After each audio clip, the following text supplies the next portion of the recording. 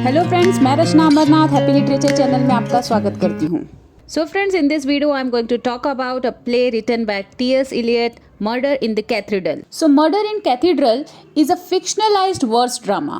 Verse drama means the drama which is in the poetic form, जिसमें rhymes हो. Fictional मतलब काल्पनिक. And this play was performed in 1935, which portrays the assassination of Archbishop Thomas baked in Canterbury cathedral. तो assassination मतलब क्या होता है, किसी इंपॉर्टेंट इंसान का जब मर्डर होता है तो उसको असैसिनेशन कहते हैं। तो ये प्ले आर्क बिशप के मर्डर पर है। आर्क बिशप यहाँ पे कौन है? Thomas baked. तो आर्क बिशप क्या होता है? जो कैथलिक चर्च में जो हाई रैंक के जो प्रीस्ट होते हैं उन्हें आर्क बिशप कहा जाता है।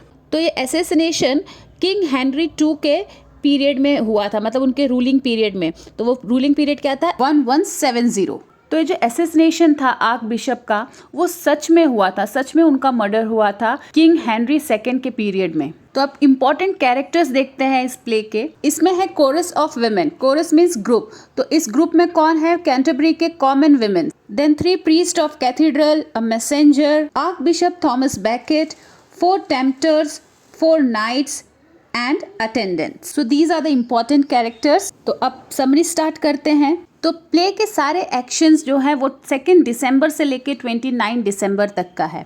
तो ये बुक 2 पार्ट्स में डिवाइडेड है। तो फर्स्ट पार्ट में शो होता है 2 दिसंबर 1170। आर्क बिशप थॉमस बैकेट का हॉल दिखाते हैं, जहाँ पे ये जो कोरस हैं, a group of common women of Canterbury, उनके थॉट्स को दिखाते हैं कि वो कितने डरे हुए हैं। तो उनके थॉट्स में क्या है कि जब तक थॉमस बैकेट कैंटरबरी से दूर थे तब तक वो सेफ थे। तो थॉमस बैकेट 7 इयर्स के लिए इंग्लैंड से बाहर थे, फ्रांस में थे, क्योंकि थॉमस बैकेट और किंग हेनरी II के बीच में पॉलिटिकल और रिलीजियस कॉन्फ्लिक्ट चल रहा था। इस वजह से थॉमस बैकेट को 7 साल के लिए फ्रांस जाना पड़ा। तो ये जो ग्रुप था औरतों का, वो ये सोच रहे थे कि थॉमस बैकेट जब तक फ्रांस में थे, भले हम उनको मिस कर रहे थे लेकिन वो एटलीस्ट सेफ थे, लेकिन अब जब वो इंग्लैंड आ जाएंगे तो उनके जान पर खतरा हो सकता है। लेकिन जो 3 प्रीस्ट थे वो लोग इस न्यूज़ से बहुत खुश थे कि थॉमस बैकेट वापस इंग्लैंड आ रहे हैं, क्योंकि वो बहुत ही ज़्यादा कॉन्फिडेंट थे कि थॉमस बैकेट का जो प्रेजेंस है वो चर्च के लिए बहुत अच्छा होगा, साथ ही साथ पूरे कैंटरबरी के लिए। इसके बाद थॉमस बैकेट कैंटरबरी पहुंचते हैं और उन्हें एक के बाद एक 4 टेम्पटर्स मिलते हैं। ये 4 टेम्पटर्स अपनी अपनी बातों से थॉमस बैकेट को मैनिपुलेट करने की कोशिश करते हैं, उनको पर्सुएट करने की कोशिश करते हैं। तो चारों टेम्पटर्स अपने व्यूज़ को थॉमस बैकेट के सामने रखते हैं, मतलब अपनी बात को थॉमस बैकेट के सामने रखते हैं और उनको कहते हैं अगर आप ये फॉलो करोगे तो आप अपने लाइफ को सेव कर पाओगे, अपनी जान बचा सकते हो, और साथ ही साथ किंग हेनरी II के साथ अपना जो मन मुटाव है, जो खराब रिलेशन है, उसको भी ठीक कर सकते हो। तो थॉमस बैकेट जो है वो अपने प्रिंसिपल को लेके बहुत ज़्यादा स्ट्रिक्ट है, बहुत ज़्यादा डिसिप्लिन्ड है, वो उसे चेंज नहीं करना चाहते। मतलब जो उनका रिलीजियस ड्यूटी है उसमें वो एकदम ईमानदार है, ऑनेस्ट है। तो पहला टेम्पटर आता है और थॉमस बैकेट को टेम्प्ट करने की कोशिश करता है, मतलब पर्सुएट करने की कोशिश करता है और बोलता है तुम अपने पुराने दिन को याद करो, तुम्हारे कोर्ट में कितने अच्छे अच्छे फ्रेंड्स थे, तुम उनके साथ कितने अच्छे से रहते थे, तुम्हारा किंग के साथ भी कितना अच्छा रिलेशन था। अगर तुम अपने प्रिंसिपल को थोड़ा सा रिलैक्स कर दोगे, थोड़ा सा लेस सीवियर कर दोगे, तो अपना पहले जैसी जो लाइफ है ना उसको जी सकते हो और तुम्हारी लाइफ भी बच जाएगी। लेकिन थॉमस बैकेट ने इस टेम्पटर की बात नहीं सुनी, उसको रेफ्यूज कर दिया।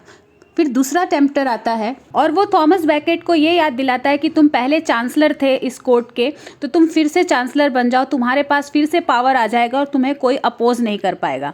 तो यहाँ पे थॉमस बैकेट ने इसकी भी बात को मना कर दिया, रेफ्यूज़ कर दिया, और ये बोलते हुए कि मरने के लिए होलीनेस की ज़रूरत होती है, पावर की ज़रूरत तो सिर्फ जीने के लिए होता है। फिर जो थर्ड टेम्पटर आता है वो थॉमस बैकेट को भड़काने की कोशिश करता है। वो कहता है कि तुम किंग के पावर को छीन लो, क्राउन को छीन लो, तुमको सपोर्ट करने के लिए मेरे और भी कुछ फ्रेंड्स हैं, वो भी आ जाएंगे। तो ऑब्वियसली इस टेम्पटर को भी थॉमस बैकेट ने मना कर दिया, क्योंकि ये तो एकदम ही अलग बात कर रहा था, ये तो किंग को धोखा देने की बात कर रहा था, जो कि थॉमस बैकेट के प्रिंसिपल के अगेंस्ट था। लेकिन जो 4th टेम्पटर आया उसकी बात को थॉमस बैकेट कुछ हद तक रेजिस्ट नहीं कर पा रहे थे, क्योंकि जो 4th टेम्पटर है उसने बैकेट को बोला कि तुम जिस रास्ते पे चल रहे हो उस रास्ते पे चलते रहो और अपना बलिदान दे दो, अपनी जान का बलिदान दे दो, जिसको बोलते हैं मार्टीडम। थॉमस बैकेट को पहले तो ठीक लगा, लेकिन फिर उसको रियलाइज़ हुआ कि अपने पर्सनल ग्लोरी के लिए बलिदान देना ये ठीक नहीं है, ये तो सेल्फिशनेस हो गया। तो उसने इस टेम्पटर को भी मना कर दिया। तो ये बुक 2 पार्ट में डिवाइडेड है, जिसमें एक इंटरल्यूड भी है, मतलब 2 पार्ट्स को जो डिवाइड करता है इंटरल्यूड, जिसमें बैकेट जो है समन देते हुए दिखाई देते हैं, मतलब रिलीजियस स्पीच को प्रवचन देते हुए दिखाई देते हैं। तो इस दिन 25 दिसंबर है, मतलब कि क्रिसमस का डे है। तो बैकेट कैंटरबरी के लोगों को अपना लास्ट स्पीच डिलीवर करते हैं। वो कहीं ना कहीं अवेयर थे अपने डेथ को लेके कि उनको मार दिया जाएगा, इस बात को वो जानते थे।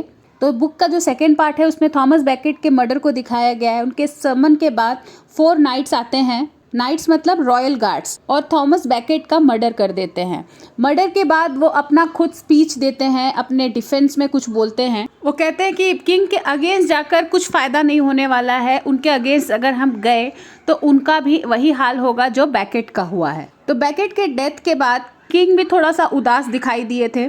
किंग सोचने लगा था कि आर्क बिशप का पोस्ट बैकेट को इसलिए दिया गया था कि चर्च और गवर्नमेंट एक साथ मिलकर काम करे। चर्च में सबसे पावरफुल पोजीशन पे थे थॉमस बैकेट और स्टेट में किंग हेनरी सेकेंड। तो वो किंग हेनरी यही सोच रहा था अगर हम दोनों साथ मिलकर काम करते तो हम ज़्यादा पावरफुल हो पाते, हम ज़्यादा चीज़ों को कंट्रोल कर पाते।